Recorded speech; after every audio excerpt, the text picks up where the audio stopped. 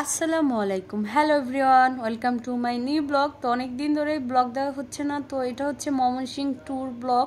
তো আমরা ময়মনসিংহ বেড়াতে গিয়েছিলাম। তো এই তো বাসা থেকে বের হয়ে দেন বাসে উঠেছি। এই তো বাস দিয়ে যাচ্ছি ময়মনসিংহ নেত্রকোনা, একটু ভিতরেই, অনেকটা সময় লেগেছিল। তো এই তো লং জার্নি শেষে আমরা আমাদের আস্তে আস্তে রাত হয়ে গিয়েছিল। এটা হচ্ছে পরের দিনের ভিডিওটা। তো সকাল সকাল আমরা এই পুরো বাড়িটা দেখাচ্ছি। এটা হচ্ছে আমার আপুদের বাড়ি, আমার দুলাভাই খালাতো বোনের হাজবেন্ড আর কি, তাদের বাড়িতে গিয়েছিলাম, খালাতো বোনের বাড়িতে। তো এখানে দেখুন কত সুন্দর সুন্দর সিম গাছ। তো আমরা বলছিলাম যে আপু গাছের সিম খাবো। তো সকাল সকাল আপু যেই কাজ সেইভাবে আমরা চলে গেলাম সিম উঠাতে। এখান দিয়ে আয়ানও আমাদের সাথে অ্যাড হয়েছে, আয়ানও সিম নিচ্ছে। আয়ান অনেক হ্যাপি, আয়ানের অনেক ভালো লাগছে এত খোলামেলা বাড়ি দেখে। তো আপুদের বাড়িটা হচ্ছে তালুকদার বাড়ি। তো তার বাড়িটা কিন্তু খুবই বড়, তার খুব বড় একটা ফ্যামিলি, ওনাদের একসাথে বাড়ি,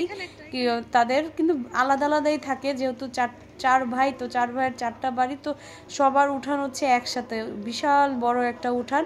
তো বাড়ির আঙিনাতেই আপু এই যেটা হচ্ছে আমার আপু, তো আপু এই যে সিম পাড়তেছে, আমি আয়ান আমরা সবাই উঠাচ্ছিলাম। আসলে গাছের তরতাজা সিম খেতে যে এত মজা, যারা না খেয়েছেন তারা এই টেস্টটা বুঝবেন না। অবশ্যই যারা না খেয়েছেন অবশ্যই গ্রামে যাবেন, তাজা সিম দিয়ে তরকারি রান্না করে খাবেন। তো দেখতে পাচ্ছেন সিমগুলো কত সুন্দর।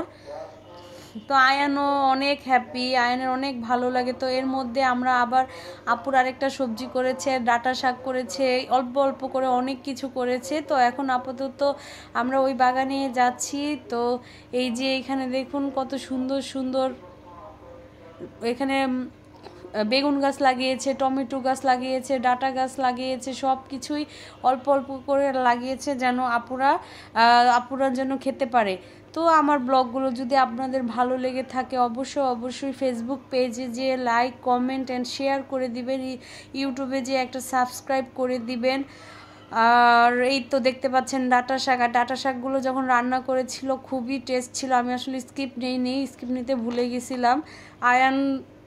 আয়ানকে নিয়ে অনেক সময় দিয়েছি। তো আমার মা আর আপু হচ্ছে ডাঁটা শাক উঠাচ্ছে, আর আমি একটু করে করে ক্লিপ দিচ্ছিলাম। তো বেগুন গাছে মোটামুটি ফুল আসছে, এখনও ফলন হয়নি।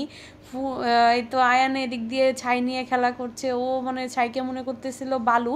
যাই হোক, তো সবাই